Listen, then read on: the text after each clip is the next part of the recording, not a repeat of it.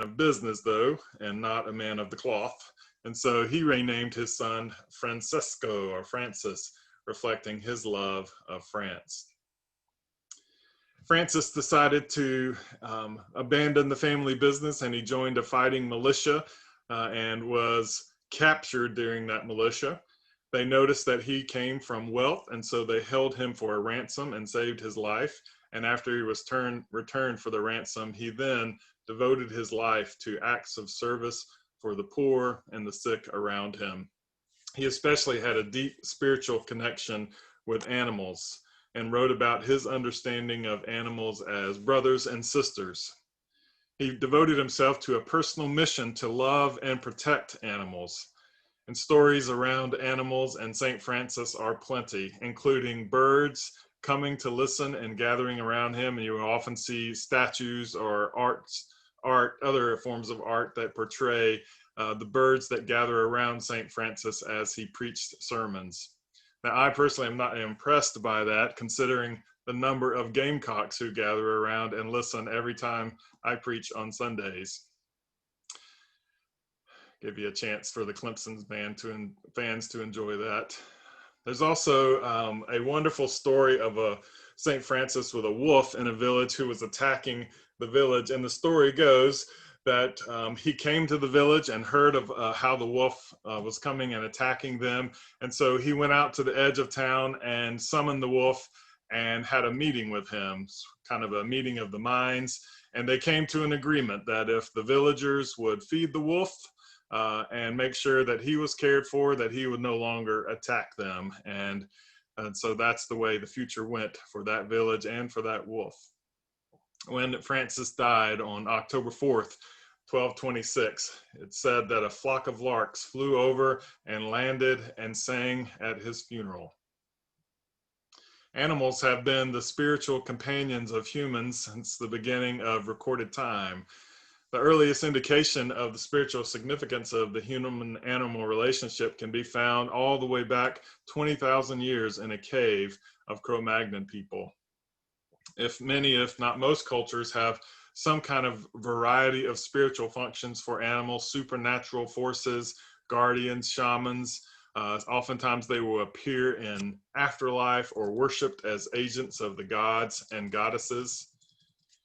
Many ancient creation myths, as Anna and Keely just provided for us, give us examples of animals that are involved in one way or the other in the stories of the creation myths. They don't explain the existence of them, and oftentimes they talk about how they participate in the existence of everything.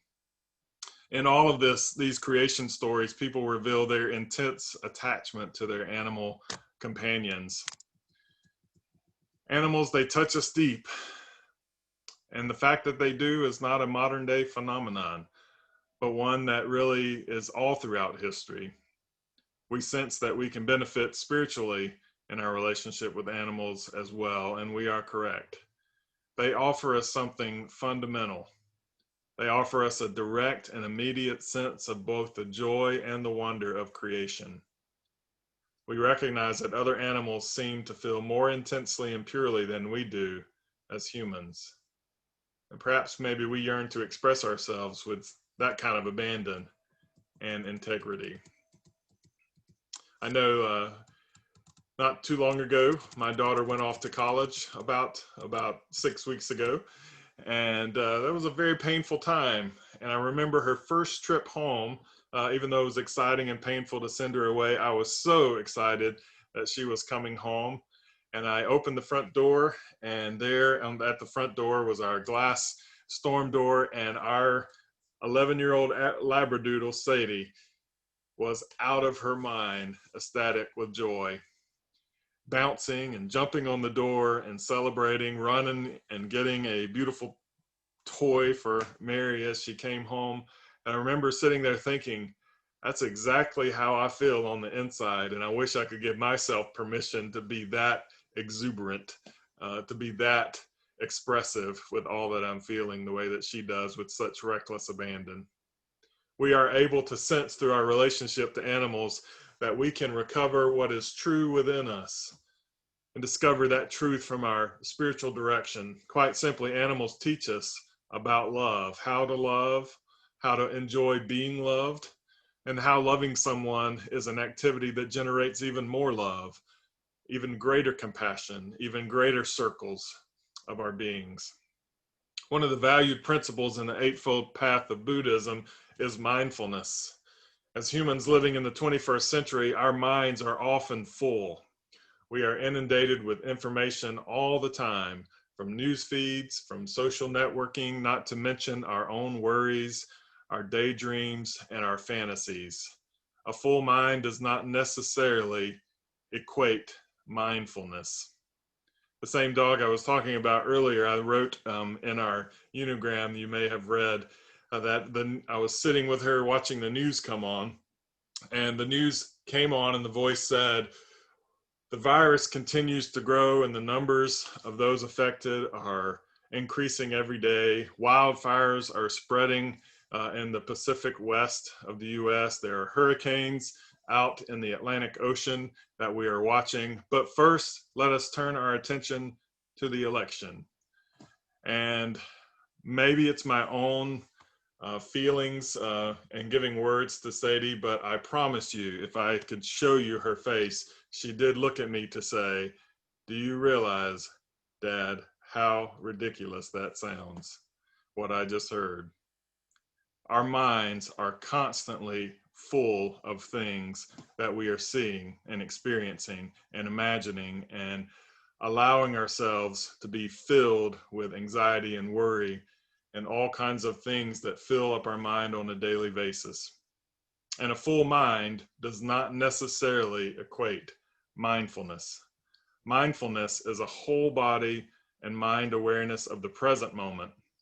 Our animal friends actually can teach us the peace of living in the present moment, of experiencing mindfulness. The psychologist Mary Randorp tells the story of an uncanny meeting with a whale that proved a decisive spiritual moment for a retired teacher. While she was hiking along the ocean, she decided to rest on a large flat rock jutting out over the depths. She lay there relaxed, listening to the sound of the water and the sensation of the breeze on her body when she reports she felt a presence. The hairs on the back of her neck stood up, and she was compelled to sit up. Sitting up, she saw a whale resting perpendicularly on her fluke. As her eyes met the whale's, time stopped. They gazed at each other. The women entered an internal stillness, feeling an unmatched intensity. Differences dissolved. Words were irrelevant. She felt a deep sense of connection with all of life, no longer restricted by the categories of them and us. She felt herself flow into a seamless web of existence in which all of life is one. In complete harmony with this well, the retired teacher felt that she inhabited a web of relations that some call God. She had encountered this sacred thing through the eyes of a whale. Our human relationships are often based on relating to a being like ourselves. We can identify and empathize with each other because we share similar experiences. And of course, there's nothing wrong with this. The ability to identify with others forms the basis for personal relationships and social bonds and social justice. Animals, however, offer us a unique opportunity to transcend the boundaries of our human perspectives. They allow us to stretch our consciousness toward understanding what it's like to be different. This stretching enables us to grow beyond our narrow viewpoint, and it allows us, I believe, to gain a spiritual advantage. How can we possibly appreciate and move toward spiritual wholeness if we cannot see beyond our own species? Animals can lead us spiritually in a variety of ways. They teach us about death. They participate in our social and moral development. They enhance our physical and psychological well-being, and they heighten our capacity to love and to experience joy. In essence, animals teach us much about spirituality and help us to become better humans, more integrated spiritual beings. We are fortunate today at the UUCC that we have set aside some time to bless these animals in our lives who have in turn blessed us so much.